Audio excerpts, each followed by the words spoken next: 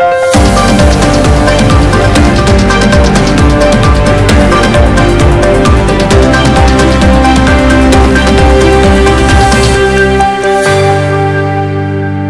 मी श्लेषा. आपण बघत आहात शंखनाद न्यूज.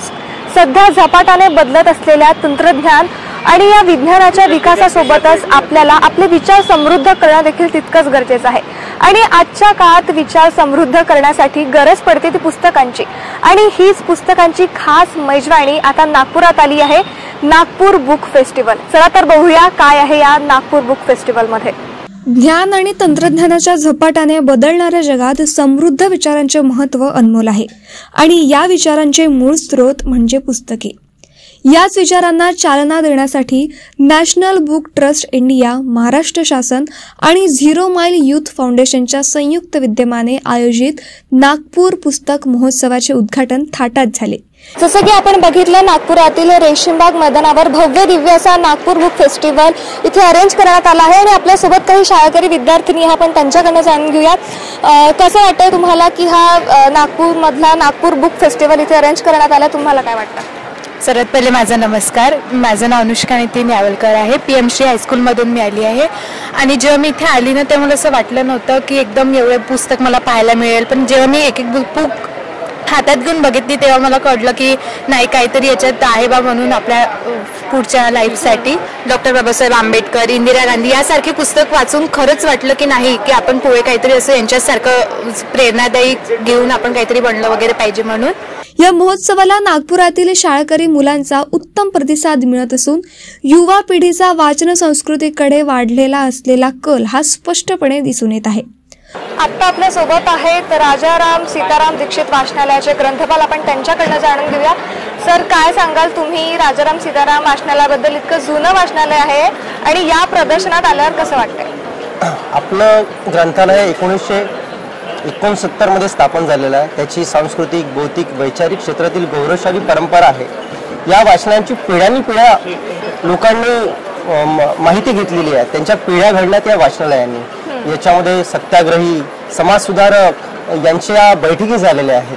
आज स्वातंत्र्योत्तर काळापासून आपल्या ग्रंथालयांनी समाज प्रबोधन, सामाजिक कार्यकर्त्यांना मार्गदर्शन आणि नवोदित कलाकारांना सुद्धा भरपूर मार्गदर्शन आणि प्रोत्साहन दिलेले आहेत.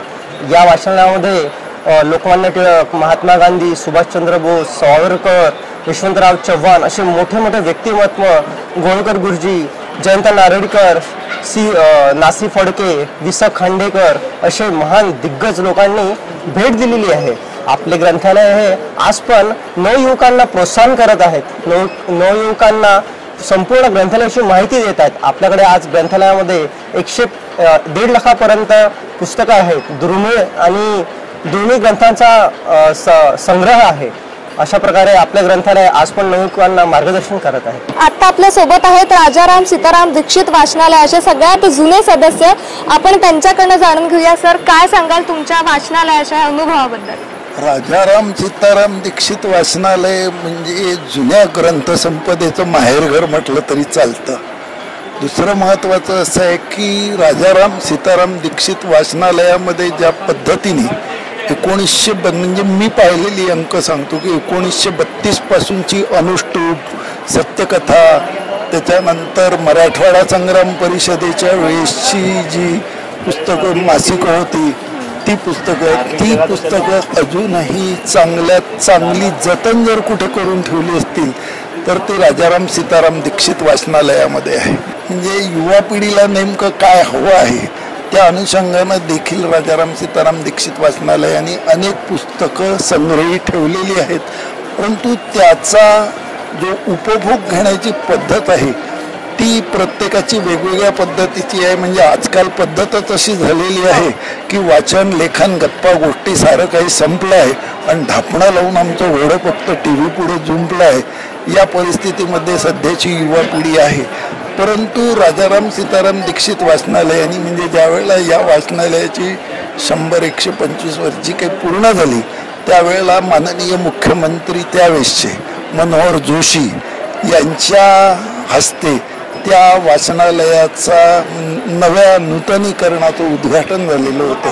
महोत्सवाच्या आयोजकांनी वाचन संस्कृतीचे महत्त्व अधोरेखित करत सांगितले की वाचन हे केवळ मनोरंजनाचे साधन नाही, तर ते विचार आणि व्यक्तिमत्व घडवण्याचे सामर्थ्य बाळगते.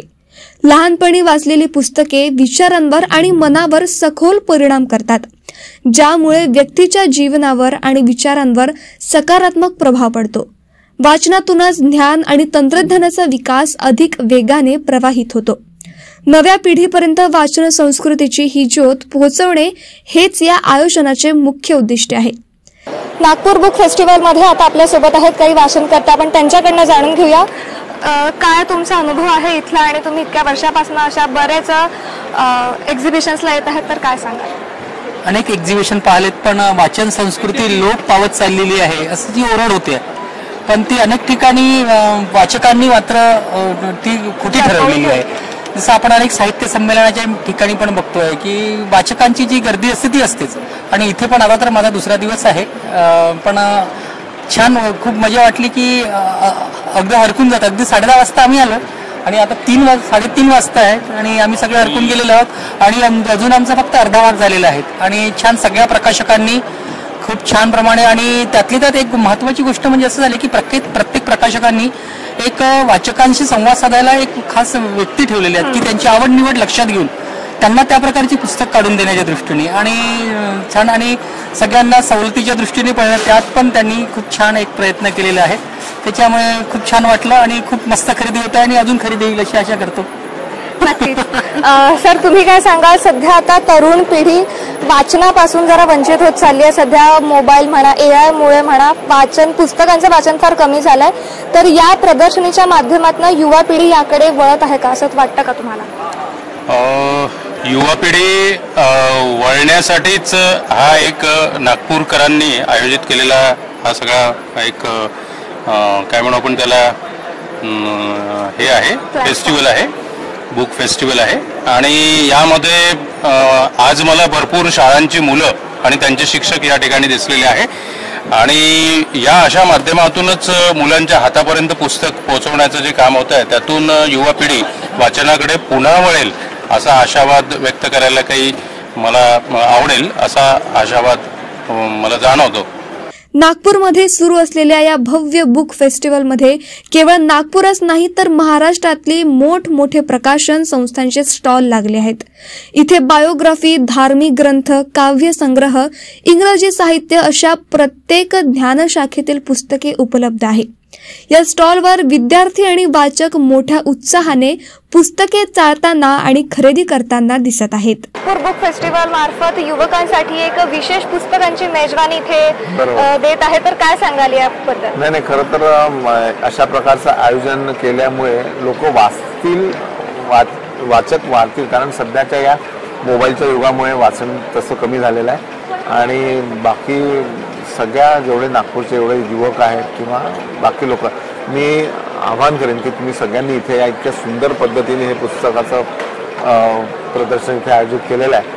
आणि पुस्तक आल्यानंतर सगळेच विषय आहेत, पण त्यापेक्षा मी म्हणेन की जी मोठी व्यक्तिरेखा होऊन गेली महाराजांसारखी, अशा व्यक्तिरेखांची पुस्तकं लोकांनी वाचायला पाहिजे.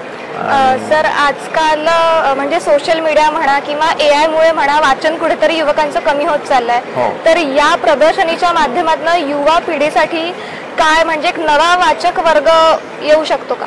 येऊ शकतो, फक्त वाचक वर्ग आल्यानंतर त्याला त्या ताकदीचं लेखन देणं हे लेखकाची आणि प्रकाशन संस्थेची सुद्धा जबाबदारी आहे. तर आजकाल मला वाटतं की ती जबाबदारी सगळी मंडळी व्यवस्थित हँडल करतायत आणि त्याचा लाभ नक्की होईल. Thank you sir. जसं की आपण बघितलं, नागपूर बुक फेस्टिवलमध्ये आज आपण इथे आलो होतो. इथे नागपुरातली सगळ्यात जुनी प्रतिष्ठित राजाराम सीताराम दीक्षित वाचनालयासोबत आणखीन असे खूप मोठमोठे आणि खूप जुने वाचनालयाचे इथे प्रदर्शन लागले आहे. इथे युवा पिढीचे देखील या वाचनालयाला खूप मोठा प्रतिसाद मिळून राहिला आहे. कॅमेरामॅन सचिन सह मी श्लेषा, शंखनाद न्यूज, नागपूर.